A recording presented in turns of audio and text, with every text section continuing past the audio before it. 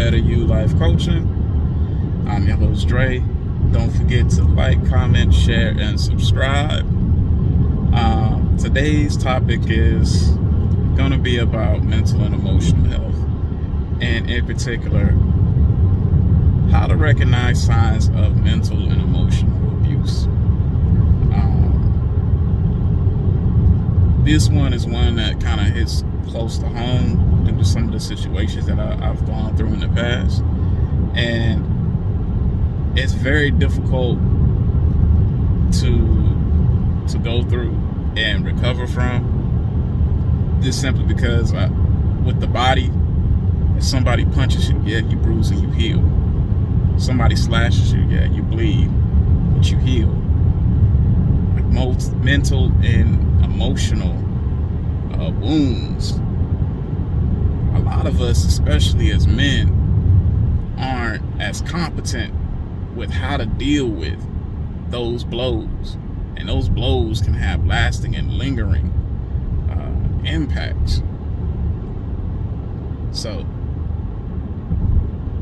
first sign of mental and emotional abuse would be if your partner is making statements to tear you down and minimize you.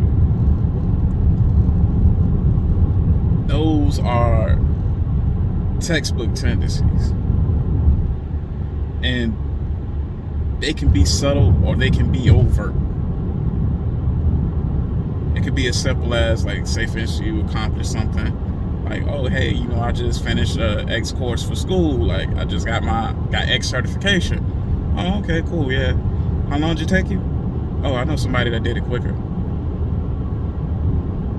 To the most drastic, I guess you would say, was like, okay, yeah, and what? Probably not some of the best acting, but we all have had somebody who at one point or another has kind of put us down a little bit. And if you're in a relationship and that person is always putting you down, it's something that can begin to wear on you.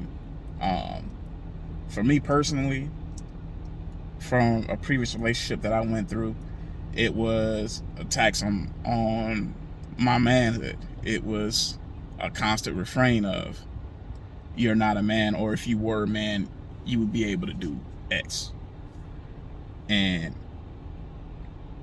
it went from, at some point in time, being something that rolled off my back to something that was taken deeply personal.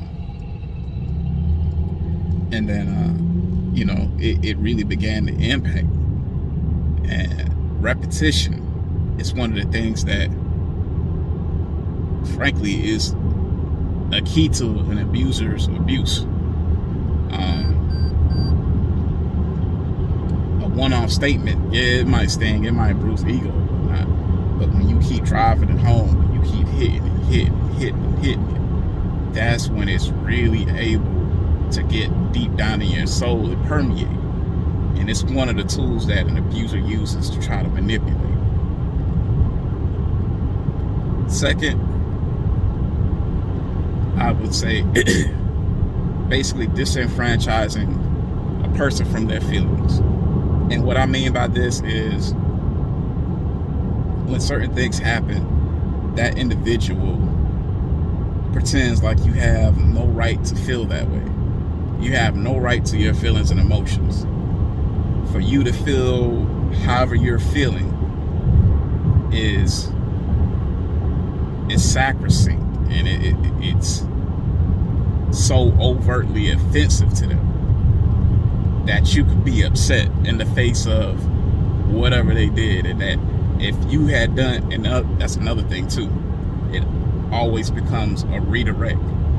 If you were blank, then you wouldn't be feeling like this, because XYZ wouldn't have to be done in response to whatever.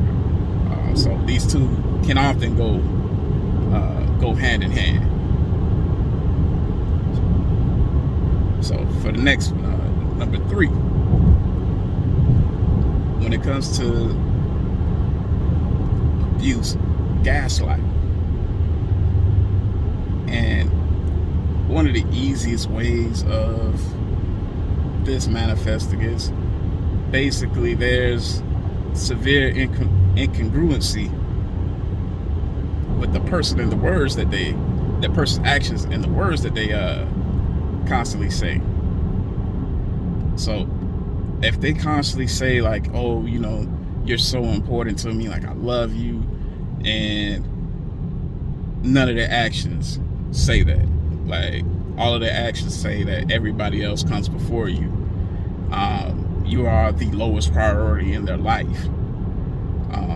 They don't consider you or any of the things that's important to you. And when confronted,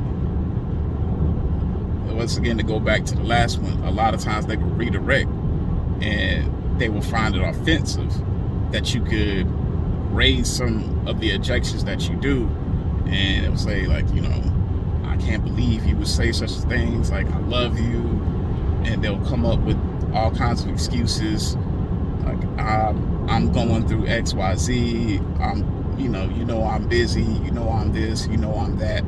And to some extent, you know, just being honest and fair, like if you have somebody who is particularly busy, you know, that can be the case where that is no cap.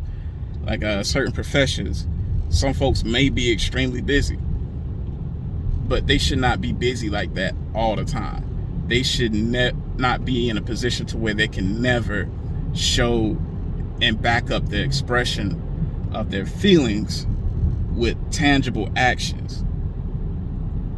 Because honestly, if they really are that busy, they really shouldn't be seeking a relationship, because they can't fulfill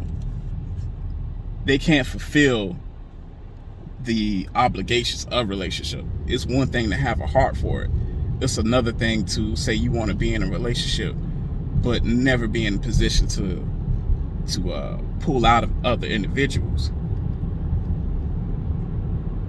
And then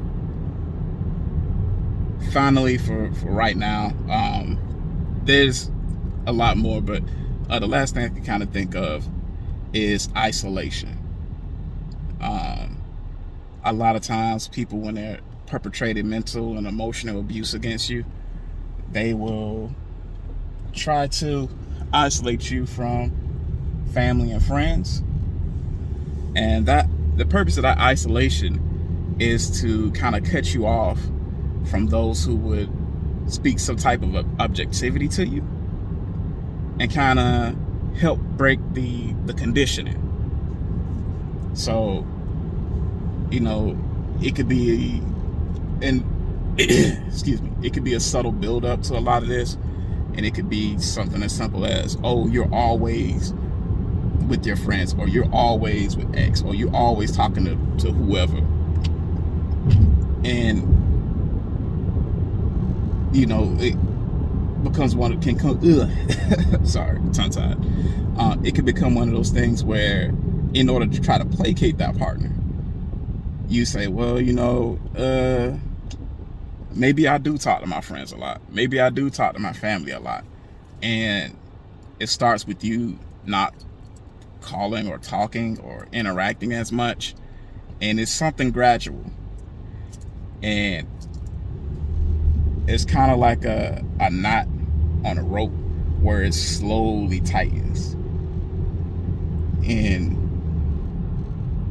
once it gets to the point where it's closed, you'll really begin to realize like, oh, I haven't talked to certain people in ages. It could be like friends, family. This is one that I also found myself in. It's one that I still struggle with to this day, because when I went through my relationship, that was one of the things that they was constantly beating me over the head with. And it was like I just want some peace. And because I just wanted some peace, I felt like, okay, I'll give it to you at whatever cost. You feel that I'm too involved with certain folks, fine. I don't, you know, I won't call, I won't go out as much. So it really became one of those things where the few friends I had, I really ended up kind of alienating a bit, because I withdrew from them and they didn't really know what was going on. So they just thought, like, you know, basically I just wasn't cool with them no more, which wasn't the case at all. And in the case of family, the good thing about family is always going to be there, or should always be there rather. And at least in terms of my familiar relationships, I feel that there isn't anything that's held against me to this day, but there is I feel like in some regards, like because of what I went through, there's still some lingering apprehension there, because I feel like I have one of the best and most loving families that anybody could ever ask for. But I sometimes really do feel apprehensive to reach out to my family sometimes. And it's simply because of some of that conditioning, because, you know, that person, like if they saw me on the phone, like they would swear it was other things going on. And like I said, it was one of those things like you just wanted peace, didn't want to be bothered with certain things, and you just wanted everybody to just more or less get along, for lack of a better term. So those are some of the signs of mental and emotional abuse taken care. Those are some of the signs of mental and emotional abuse taking place. And if you start to recognize several of those signs, confluencing all at once, then what you really need to do is examine that relationship, examine it closely, and what's happening there. And it probably is going to be time to get out, because nobody should be in a situation where they're being abused. That's been it for this week. Don't forget to like, comment, share, and subscribe. And as always, take care. Peace. I'm out.